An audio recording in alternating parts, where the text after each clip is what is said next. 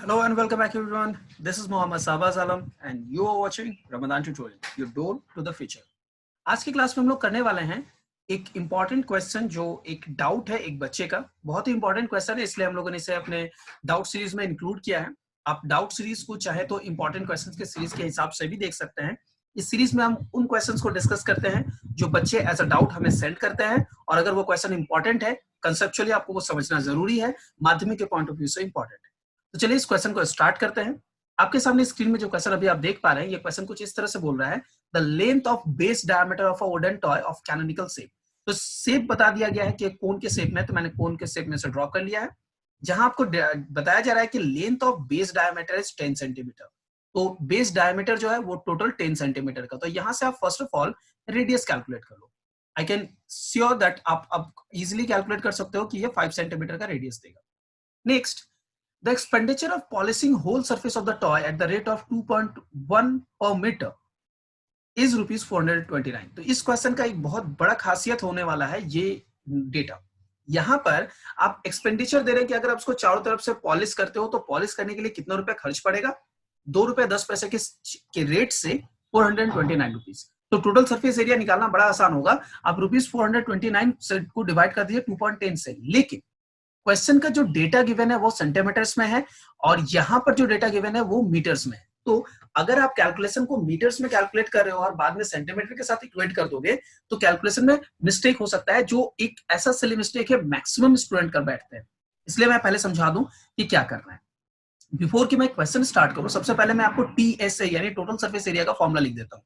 Total surface area जब आप किसी एक सरफेस के लिए कैलकुलेट करोगे जो कि कोन के शेप में है, तो आपको लैटरल सरफेस एरिया जो है उसे कैलकुलेट करना पड़ेगा। आपको पता है लैटरल सरफेस एरिया हमारे पास पाई आर एल होता है, पाई आर एल प्लस आपको पता है यहां पर आपके बेस में एक सर्कल है जो आपको टोटल सरफेस एरिया में इंक्लूड करना पड़ेगा, क्योंकि आप जब एक टॉय को पॉलिश करोगे तो ऐसा नहीं है कि सिर्फ उसके लैटरल साइड को ही पॉलिश करोगे, उसके चारों तरफ पॉलिश करोगे, बेस को भी पॉलिश करोगे, राइट।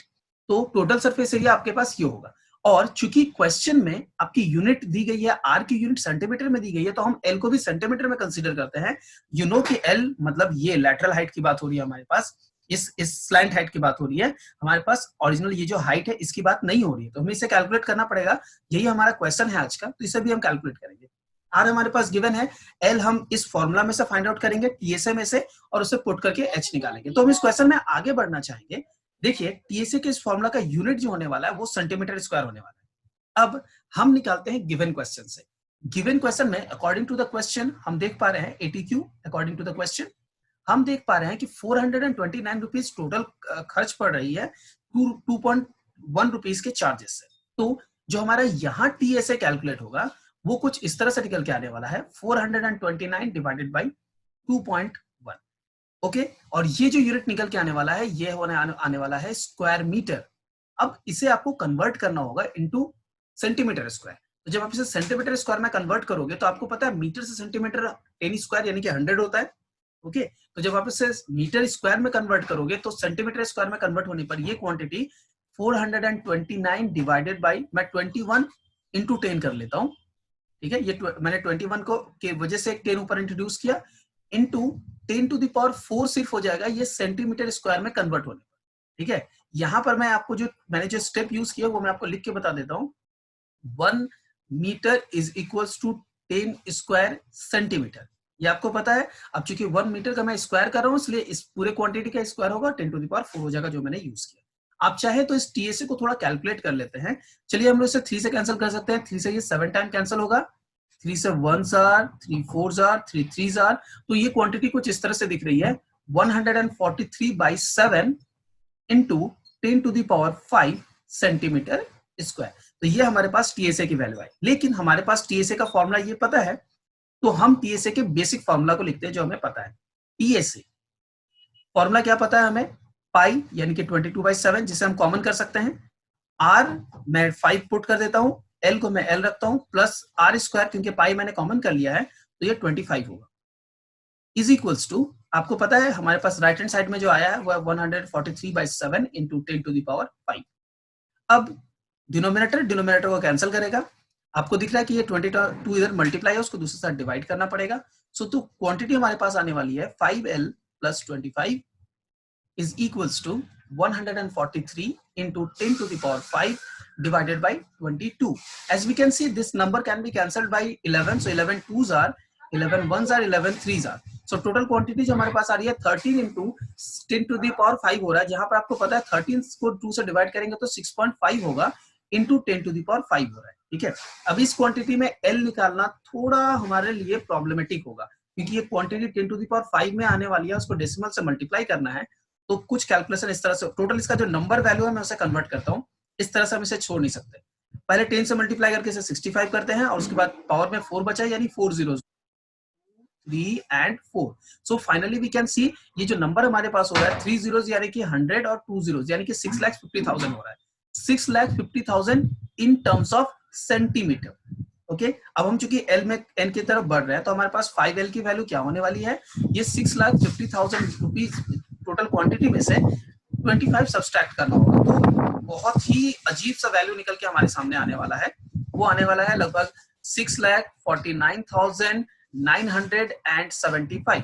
अब इसे मैं एल की वैल्यू कैलकुलेट करने के लिए 6,49,975 को मैं डिवाइड करूंगा 5 से, और डिवाइड करने के बाद एक क्वांटिटी फाइंड आउट करूंगा। ये डेफिनेटली डिवाइड हो जाने वाला है, 5 1s are 5, 5 2s are 10, 5 9s are 45, again 5 9s are 45, 47, 5 9s are 45, 5 2s are 25, so 222. So it becomes L की वैल्यू आ रही है 1,29,995 इन सेंटीमीटर्स। अब आपको पता है इस क्वेश्चन में हमें जब R कैलकुलेट करना होता है, हम लोगों को इस क्वेश्चन में H कैलकुलेट करना है, तो यहाँ पर आपको ऑलवेज दिखता है कि एक राइट एंगल ट्राइंगल फॉर्म हो रहा है, जिस पर हम फॉर्मूला यूज कर सकते हैं L square is equals to H square plus R square. हमें यहाँ पर H कैलकुलेट करना है, तो H के लिए जो हमारा फॉर्मूला स्टैंड लेगा वो कुछ इस तरह से होगा, L square minus R square. चलिए हम सारे वैल्यूज को पुट करते हैं। आई नो कि L और R की वैल्यूज, L की वैल्यू इतनी बड़ी है कि आप इसके साथ पुट करके उसका स्क्वायर करके कैलकुलेट करने में काफी टाइम कंज्यूम हो जाएगा। मैं भी इस तरह के कैलकुलेशंस बिल्कुल नहीं करने वाला, आपको मैं सिर्फ लिख के दे रहा हूँ। ये होगा 1,29,995 स्क्वायर माइनस R की वैल्यू 5 है, तो 5 स्क्वायर यानी कि 25। आप इसका सब्सट्रैक्शन करके जो वैल्यू फाइंड आउट करोगे वो होगा H स्क्वायर की वैल्यू। फाइनली H की वैल्यू के लिए जो भी रिजल्ट आपको मिलेगा उसका स्क्वायर रूट कर देना, आपको आंसर मिल जाएगा। अब मुझे लगता है कि जिस बच्चे ने ये क्वेश्चन हमें सेंड किया है उनके साथ ये प्रॉब्लम हुआ होगा कि वो इस न्यूमेरिकल कैलकुलेशन में या तो इस पार्ट पे जहां पर वो मीटर से स्क्वायर मीटर कैलकुलेट करना है वो इस पार्ट में स्टक हो गए होंगे, उनका आंसर मैच नहीं किया होगा।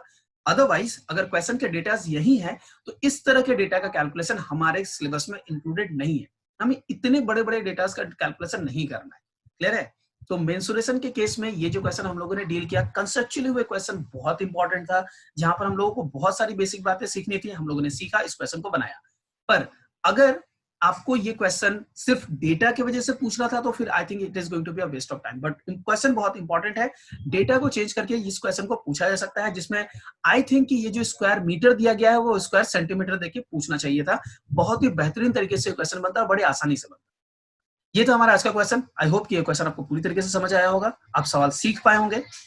मेरा नाम है मोहम्मद शाहबाज आलम, आप देख रहे थे रमजान ट्यूटोरियल। क्वेश्चन पसंद आने पे वीडियो को लाइक कर दें, नहीं पसंद आने पे डिसलाइक करके जरूर बताएं वीडियो में क्या प्रॉब्लम है। थैंक यू सो मच, मिलते हैं अगले क्लास में किसी एक नए डाउट के साथ।